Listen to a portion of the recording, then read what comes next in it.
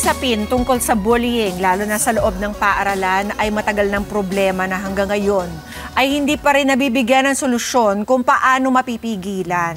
Bagamat may batas na para rito, ang Anti-Bullying Act of 2013 ay tila hindi pa rin po malinaw kung paano ang tama at istriktong implementasyon nito ng ating mga educational institutions. Ang mas nakalulungkot pa ay umabot na ang pambubuli online, tulad na lang ng nangyari sa anak ng isang celebrity na naging biktima ng cyberbullying matapos mag-create pa ng online hate club chat group ang mga kaklase nito para siraan siya.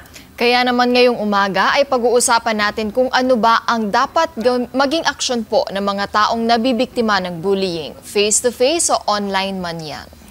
Makakasama po natin para sa ating segment na Legally Yours ang ating bisitang abogado na si Attorney Maggie Abraham Garduque. Good morning, Attorney Maggie! Good morning, Attorney! Good morning sa lahat ng mga kakada natin. And thank you very much for having me here. Thanks for being here, Attorney. Unang-una, paano ba natin matatawag na bullying na po ang mga ginagalaw ng mga people in school or Yes.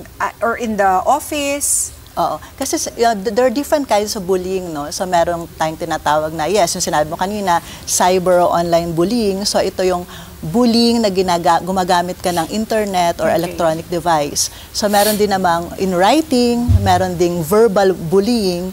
So meron ding gender-related bullying. May batas din tayo regarding dyan. So dapat ang act is severe or repeated. So isa yun sa mga nakalagay sa Republic Act 10627 o yung severe or repeated. Or repeated. Okay. Para masabi dun sa definition ng batas na bully or bullying act yung ginawang expression, whether that is in writing or verbal or physical act or gesture.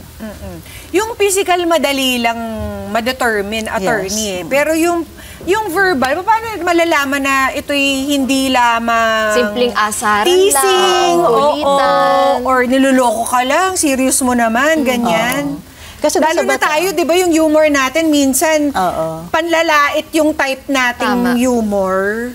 So, paano natin malalaman na bullying na pala yung nangyayari sa atin? So, syempre, dun sa batas natin, dun sa Republic Act 10627, nakadefine talaga dun what constitutes bullying. So, dun nakalagay, yun nga, sinabi ko kanina, na dapat meron tayong severe. Severe isa sa mga element or repeated acts. So, kahit hindi siya severe, pero repeated yung acts. Repeated yung mga teasing, yung mga slanderous. Pwede rin pala. Pwede rin siyang ma-consider as bullying. Tapos dapat doon sa batas, nakastate doon na it affects the student, yung emotional and psychological harm sa kanya, nagkakaroon siya ng physical, nagko-cause din ng physical harm sa kanya. And it caused also para magkaroon ng hostile environment sa kanyang school. Ayun. But we have to make it also, we have to clarify na yung Anti-Bullying Act natin ng 2012 o yung Republic Act 10627 ay ang applicable lang to sa mga estudyante nasa elementary and sa secondary. And under the implementing rules and regulations of Republic Act 10627, kasama rin dito yung mga kindergartens at nandun sa mga learning centers. Pero hindi nito sakop o hindi ito applicable sa mga college students. So we have to have another law. We have to, and there's another law for that. Yes. Okay. So as in the case of this celebrity whose kid was being bullied in school, ano ba dapat yung unang hakbang para maiayos yung bullying na nangyayari sa anak niya? Dapat there should be a report. Nandun naman yun eh. Kasi meron kasing dapat polisiya o policy yung school how to handle complaints against bullying. So she has to check kung nandun ba sa manual ng student's manual yung paano mag-report ng isang bullying act. So sa school level muna? Yes, school level talaga siya. Ang RA 10627 is school level lang siya talaga. Okay. So, at saka administrative penalty lang ang nasa 10627. If you want to file any criminal liability to it, you have to file it, you have to use another law for that. So administrative meaning, sino pong mapaparusahan? Yung mga supposed bullies? Yeah, so yung bullies, pwede silang, depending on the severity of the act or the gravity of the act, pwedeng maging written reprimand lang or suspension until expulsion. So yung sinasabi natin na administrative. If for example, there are bullyings that constitute criminal liability na, then the school has to report it to the law enforcement agency. Meron po tayong Women and Children Desk, di ba? Yung Women's Desk natin, Women and Children Desk na sa Philippine National Police. Okay. So, i-refer doon, tapos i-check ng PNP kung there would be criminal case that will be filed against the bully.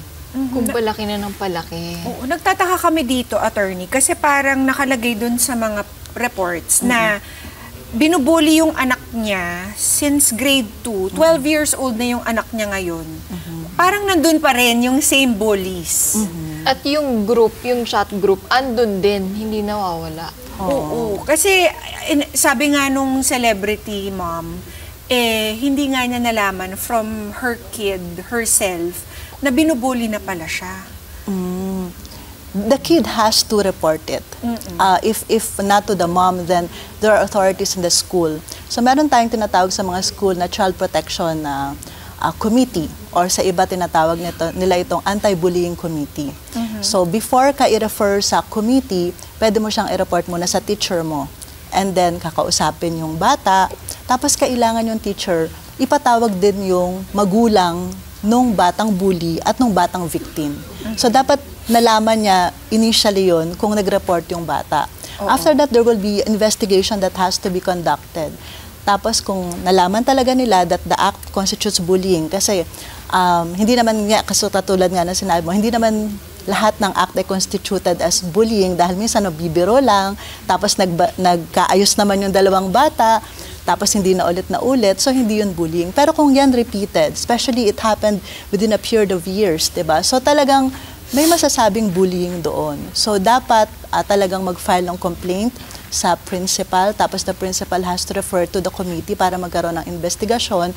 And of course, we have to undergo due process. A written complaint has to be filed by the victim, and the supposed bully has to answer in writing also, and there will be hearings that need to be conducted.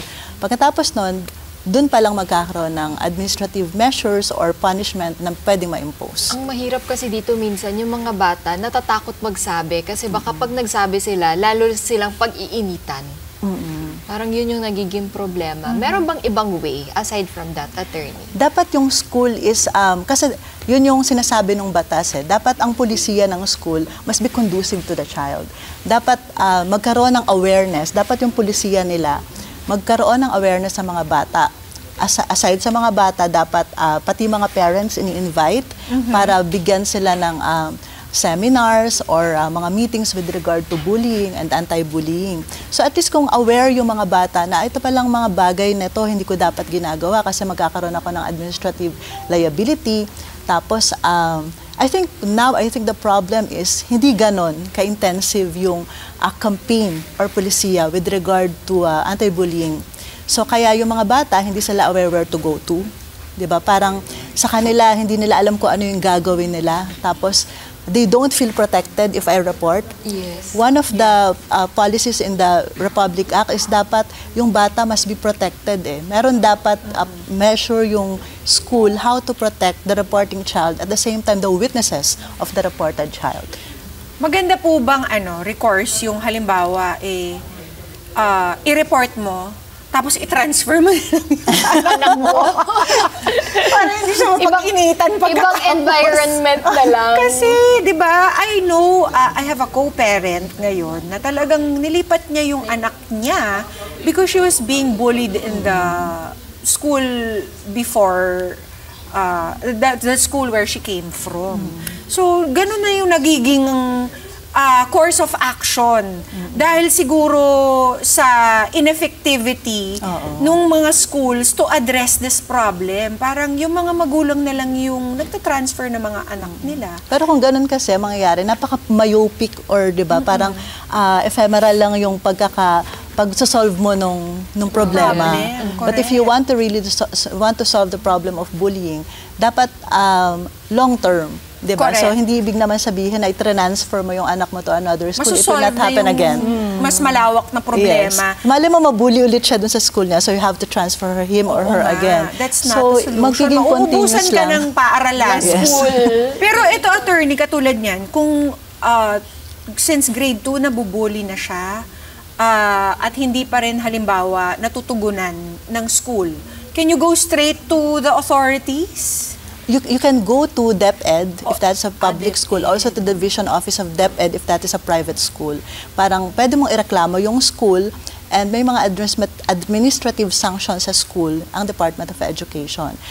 Pwede rin kapag hindi, under sa batas kasi may nakalagay doon na non-compliance with Republic Act 10627. So kapag hindi nag-comply yung school doon sa mga pulisiya na dapat for anti-bullying policies nila, pwedeng ma-cancel or ma-suspend din yung permit to operate ng school. Correct. So, kasi kung ako yung school, syempre, I might deny it. Yes. Kasi baka ipasara nyo ako. Diba? So, pero mas mapapasara sila kapag Oo. dumami yung incidents. Okay. Yun kasi ang problema doon. So mas maganda, hindi sila mapapasara kung pinapakita nila na effective They're and doing something efficient. about Yes. So Yung malaki measures pala nila. yung factor talaga na dapat sumusunod talaga yung mga Yes. schools dito. And there's a law. So siguro sa mga magulang, they should be aware of it na may batas. Kasi baka akala nila, wala na akong course of action kasi so ita-transfer ko na lang talaga. So Correct. hindi nila alam na pwedeng administratively pwede nilang ireklamo yung school at mawawalan ng permit to operate yung school kapag hindi sila sumunod. Even the administrative authorities of the school na dapat nagproprotekta sa mga bata, the principals, the teachers, there would be administrative liabilities na pwedeng i-file against them. At the same time, kung merong criminal liability, pwede rin ma-filean tong mga to. So kailangan maging aware pa yung mga parents dito. Hindi lang basta transfer na lang ng school. Dapat gawan ng aksyon. Yes, yes. Tama. Any other last legal advice you can give our parents, attorney, about this topic? Okay.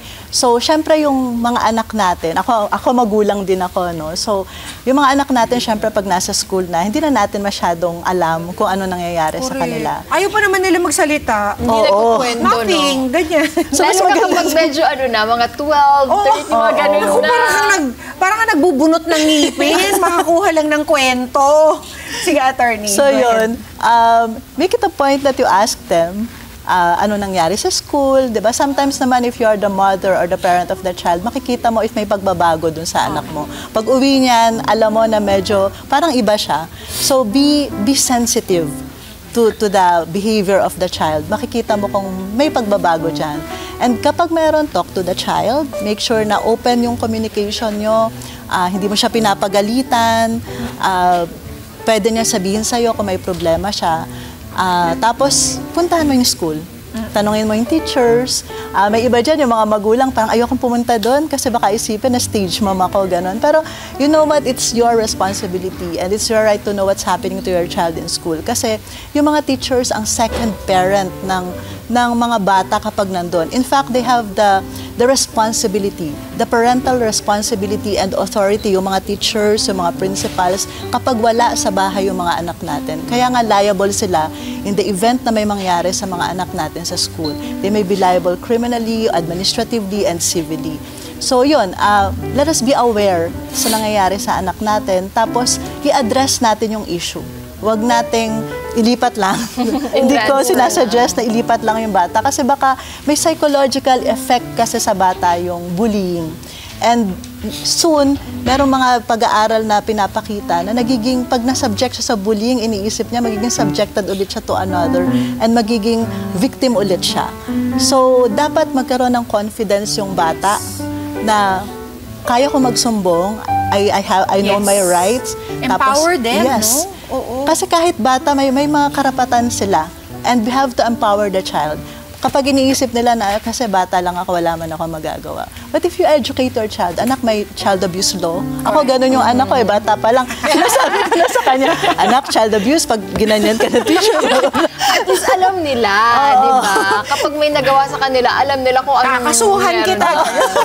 So, hindi lang anti-bullying law. Actually, yun nga, marami, encompassing talaga yung batas pag yung teacher mo ang nag-commit nun. Kasi usually sa anti-bullying law, yun lang mga estudyante ang pwedeng maging liable, tapos administrative na yung teacher. Para paano pag nasaktan yung anak mo ng teacher, di ba? So, ibang batas na yung gagamitin mo, Republic Act 7610, yung child abuse law.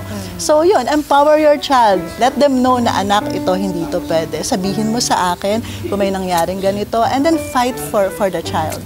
So, yun, let us empower the child. I think yun yung pinakamagandang message that we would leave to our viewers na let our child know their rights and empower them to fight for their rights. Sabi ko, Thank dapat you. tinuloy ko yung pagiging abogado. Yun na nga, para Sarap, sana diba? sina Brooklyn na. Di ba alam mo na lahat yung mga batas, yung karapatan mo. Yes. Minsan kasi kaya natin hindi ginagawa yun kasi hindi natin alam yung karapatan natin, natatakot tayo para mag-act doon. Anyway, kung may mga kada tayong gustong humingi ng payong legal sa'yo, attorney, saan ka ba pwedeng makontak or mahanap? Well, we have a law office, Abraham Pimentel na Cunha Law Office. Sa Makati po, we have naman our Facebook account, may website din po kami, so you can check that. So, doon na lang niyo po kami kontakin. Daming celebrity clients si attorney. Buti na paunlakan tayo. Maraming Anytime. To educate the people talagang, it's my legacy to always educate ang people sa batas. Ay, salamat po, Thank you, attorney. Maggie. Mga kada, ang bullying po ay problemang dapat mabigyan agad ng agarang solusyon dahil kung hindi ay pwede itong magdulot ng hindi magandang effect sa mental at emotional health ng mga nagiging biktima nito. Kaya mahalagang makita agad natin ang signs na ang inyong mga anak at ay biktima na po pala ng bullying para maaksyonan na ito agad at mapigilan hanggang hindi pa huli sa lahat, 'di ba? Magawan agad ng aksyon.